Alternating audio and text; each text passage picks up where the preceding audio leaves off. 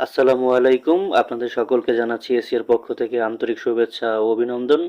আজকে আমরা নবম দশম শ্রেণীর বাংলা প্রথম পত্রের কপোতক্ষ নদ কবিতাটি নিয়ে আলোচনা করব এবং এই কবিতার বিস্তারিত ব্যাখ্যা নিয়ে আলোচনা করব। চলুন শুরু করি। কপোতক্ষ নদ কবিতাটি লিখেছেন মাইকেল মধুসূদন দত্ত।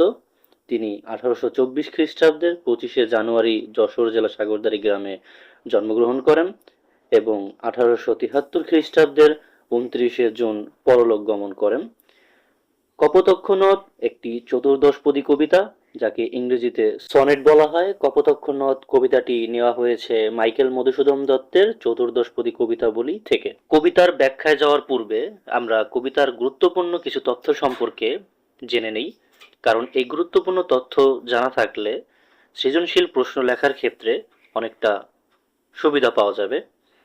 চলো গুরুত্বপূর্ণ তথ্যগুলো আগে জেনে নিই। কপোতাক্ষ নদ কবিতায় স্মৃতিকাতরতার আবরণে কবির অত্যুজ্জ্বল দেশপ্রেম প্রকাশিত হয়েছে। কবি যশোর জেলার কপোতাক্ষ নদের তীরে সাগরদাড়ি গ্রামে জন্মগ্রহণ করেন। শৈশবে তিনি এই নদের তীরবর্তী প্রাকৃতিক পরিবেশে বড় হয়েছেন। পরিণত বয়সে প্রবাস জীবনে শৈশবের স্মৃতিবিজড়িত নদ কবিতাকে কাতর করেছে। সুদূর বসেও তিনি যেন এর কলকল ধ্বনি শুনতে পান। কত দেশে কত নদী তিনি দেখেছেন, কিন্তু মাতৃস্বরূপ এ নদের দুগ্ধ স্রোতরূপী ধারা পৃথিবীতে আর কোথাও পাননি তিনি। এ নদের কাছে কবির আকুল মিনতি।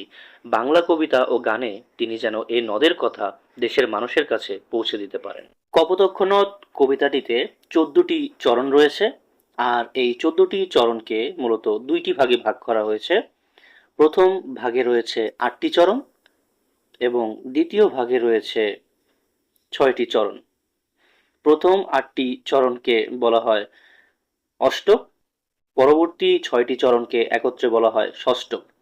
অষ্টকে থাকে ভাবের প্রবর্তনা এবং ষষ্ঠকে থাকে ভাবের পরিণতি। কপোতক্ষ নদের 14টি লাইনের একটি মিলন বিন্যাস রয়েছে। সেই মিলন বিন্যাসটি হচ্ছে ক খ, ক খ, ক খ, খ ক, গ ঘ, গ ঘ, গ ঘ। আমরা প্রথমে প্রথম 8টি লাইনের মিলন বিন্যাস সম্পর্কে আলোচনা করব। পরবর্তীতে 6টি লাইনের মিলন বিন্যাস সম্পর্কে আলোচনা করব। প্রথম 8টি লাইনের মিলন বিন্যাসটি হচ্ছে ক খ, ক খ, ক খ, খ খ। এটি কিভাবে হলো?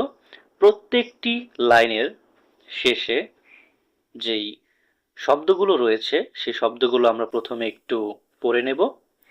প্রথম লাইনের শেষে রয়েছে মনে, দ্বিতীয় লাইনের শেষে রয়েছে বিরলে, তৃতীয় লাইনের শেষে রয়েছে স্বপনে, চতুর্থ লাইনের শেষে রয়েছে কলকলে, পঞ্চম লাইনের শেষে রয়েছে ছলনে, ষষ্ঠ লাইনের শেষে রয়েছে দলে, সপ্তম লাইনের শেষে রয়েছে জলে এবং সর্বশেষ যে লাইনটি রয়েছে অষ্টম লাইন, তার শেষের শব্দটি হচ্ছে স্তনে।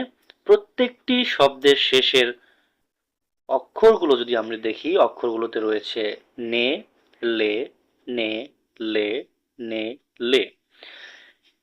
নে অক্ষরটিকে যদি আমরা ক কল্পনা করি এবং লে অক্ষরগুলোকে যদি আমরা খ কল্পনা করি, তাহলেই আমরা মিলন বিন্যাসটি খুব ভালোভাবে বুঝতে পারবো। নের জায়গায় ক এবং লের জায়গায় যদি আমরা খ নেই, তাহলে মিলন বিন্যাসটি হবে ক খ, ক খ, ক খ, খ ক। এবং পরবর্তী যেই 6টি লাইন রয়েছে, পরবর্তী 6টি লাইনের প্রত্যেকটি লাইনের শেষের যেই অক্ষরগুলো রয়েছে সেগুলো আমরা একটু খেয়াল করব। বে, তে, বে, তে, বে, তে। প্রত্যেকটি অক্ষর যেই বে গুলো রয়েছে সেগুলোকে আমরা গ এবং তে অক্ষরগুলোকে আমরা ঘ কল্পনা করব। তাহলেই আমরা পরবর্তী যেই 6টি লাইনের মিলন বিন্যাস সেগুলোকে ভালোভাবে বুঝতে পারবো।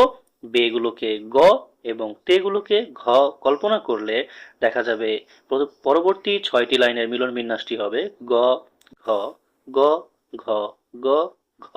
এখন আমরা কপোতক্ষ নদ কবিতার প্রত্যেকটি লাইনের বিস্তারিত ব্যাখ্যা নিয়ে আলোচনা করব। তোমরা যদি প্রত্যেকটি লাইনের বিস্তারিত ব্যাখ্যা জানো, তাহলে সৃজনশীল লেখার ক্ষেত্রে আর অসুবিধায় পড়বে না। সৃজনশীল লেখার ক্ষেত্রে তোমরা খুব সহজেই সৃজনশীলগুলো লিখতে পারবে। তো চলো শুরু করি। কবিতায় যাওয়ার পূর্বেই আমরা কবিতার সম্পর্কিত যে শব্দার্থগুলো রয়েছে সেগুলো জেনে নিই। সতত অর্থ সর্বদা, বিরলে অর্থ একান্ত নিরিবিলিতে, নিশা অর্থ রাত্রি, ভ্রান্তি অর্থ ভুল। এখন কবিতাটি নিয়ে আলোচনা করতেছি। সতত হে নদ তুমি পরমোর মনে, সতত তোমার কথা ভাবি এ বিরলে। এই দুইটি লাইনে কবি প্রথম যে লাইনটি রয়েছে সেখানে আলোচনা করেছে সতত হে নদ তুমি পরমোর মনে, অর্থাৎ সর্বদাই কবির কপোতক্ষ নদের কথা মনে পড়ে। এখানে হে নদ দিয়ে কবি কপোতক্ষ নদকে সম্বোধন করতেছে। দ্বিতীয় যে লাইনটি রয়েছে সতত তোমার কথা ভাবি এ বিরলে, এই লাইনটিতে কবি বলতে চাচ্ছে সর্বদা কবি একান্ত নিরিবিলিতে যখন থাকেন তখনই তিনি কপোতক্ষ নদের কথা স্মরণ করেন বা কপোতক্ষ নদকে নিয়ে তিনি ভাবেন। এর পরবর্তী দুটি লাইন সতত যেমতি লোক নিশার স্বপনে শোনে মায়া মন্ত্রধ্বনি তব কলকলে। সতত অর্থাৎ সর্বদা যেমনই লোক স্বপ্নের মধ্যে মন্ত্র বা মায়াধ্বনি শুনে থাকেন, ঠিক তেমনি ভাবে কবিও স্বপ্নের মধ্যে কপোতক্ষ নদের কলকল ধ্বনি শুনতে পান। পরবর্তী যে লাইনটি রয়েছে জুড়াই এ কান আমি ভ্রান্তির ছলনে, অর্থাৎ এই কবিতাটি যখন লেখা হয়েছিল তখন মাইকেল মধুসূদন দত্ত ফ্রান্সে ছিলেন। ফ্রান্সে থাকা অবস্থায় কপোতক্ষ নদের স্মৃতিকাতরতা নিয়ে এই কবিতাটি লেখা। কবি ফ্রান্সে থাকা অবস্থায় তিনি ভ্রান্তির ছলনে কপোতক্ষ নদের যে কলকল ধ্বনি সেটি শুনতে পেতেন এবং সেটা শুনে তিনি নিজের কান অর্থাৎ নিজের মনকে জোড়াতেন।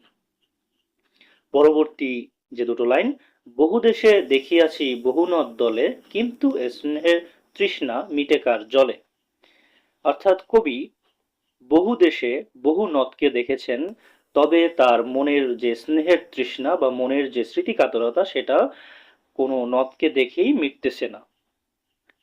শেষ যেই লাইনটি রয়েছে দুগ্ধ স্রোতরূপী তুমি জন্মভূমি স্তনে, অর্থাৎ এই লাইনটিতে কপোতক্ষ নদকে কবি জন্মভূমির স্তন রূপে কল্পনা করেছেন। আশা করি তোমরা প্রথম 8টি লাইনের ব্যাখ্যা খুবই ভালোভাবে বুঝতে পেরেছো এবং কবিতার শুরুতে যেই শব্দার্থগুলো নিয়ে আলোচনা করা হয়েছিল সেগুলো তোমরা খুব ভালোভাবে আত্মস্থ করে নেবে, কারণ প্রতি বছরই শব্দার্থ থেকে ভালোই প্রশ্ন এসে থাকে, এই জন্য শব্দার্থগুলোকে খুবই ভালোভাবে পড়বে। আমরা কপোতক্ষ নদ কবিতার প্রথম 8টি লাইন সম্পর্কে আলোচনা করেছি, এখন পরবর্তী 6টি লাইনের আলোচনা করা হবে। আর কি হে হবে দেখা যতদিন যাবে, এই লাইনটির মাধ্যমে কবি মাইকেল মধুসূদন দত্ত সংশয় প্রকাশ করেছেন যে তার বা তিনি কপোতক্ষ নদকে আর দেখতে পাবেন কিনা। পরবর্তী যে লাইনটি রয়েছে প্রজারূপে রাজরূপ সাগরে দিতে বাড়িরূপ কর তুমি, এই লাইনটির মধ্যে কতগুলো প্রশ্ন রয়েছে, আমরা প্রশ্নগুলো খুব ভালোভাবে শুনবো। প্রজারূপে রাজরূপ সাগরের দিতে, এখানে মাইকেল মধুসূদন দত্ত প্রজা বলতে কপোতক্ষ নদকে বুঝিয়েছেন এবং রাজারূপ বলতে সাগরকে বুঝিয়েছেন, কারণ কপোতক্ষ নদ সাগরকে বাড়ি অর্থাৎ জল কর দিত, তাই মাইকেল মধুসূদন দত্ত কপোতক্ষ নদকে প্রজা এবং সাগরকে রাজা হিসেবে কল্পনা করেছেন।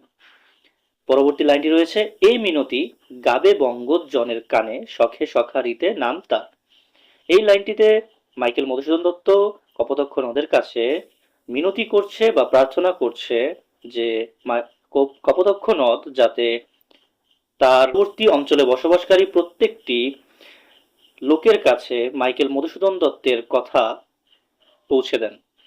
পরবর্তী যে লাইনটি রয়েছে এ প্রবাসে মজি প্রেম ভাবে লয়েছে যে নাম তব বঙ্গের সঙ্গীতে, এই লাইনটিতে কবি বলতে চেয়েছেন যে এ প্রবাসে থেকেও, প্রবাস বলতে এখানে ফ্রান্সকে বোঝাচ্ছে, এই প্রবাসে থেকেও মাইকেল মধুসূদন দত্ত কপোতক্ষ নদকে স্মরণ করছে বঙ্গের সঙ্গীতে সঙ্গীতে। আশা করি তোমরা কবিতাটি খুব ভালোভাবে বুঝতে পেরেছো। এছাড়া তোমরা কে কোন ব্যাচের এসএসসি পরীক্ষার্থী সেটি আমাদের কমেন্ট সেকশনে জানিয়ে দিও, জানিয়ে দিলে পরবর্তী ভিডিও বানাতে আমাদের সুবিধা হবে, তোমাদের সিলেবাস অনুযায়ী আমরা ভিডিওগুলো বানিয়ে আপলোড করতে পারবো এবং বাংলা প্রথম পত্র ও দ্বিতীয় পত্র সহ অন্যান্য বিষয়ের এরকম আরো ভিডিও পেতে আমাদের চ্যানেলটিকে সাবস্ক্রাইব করে আমাদের পাশে থাকো।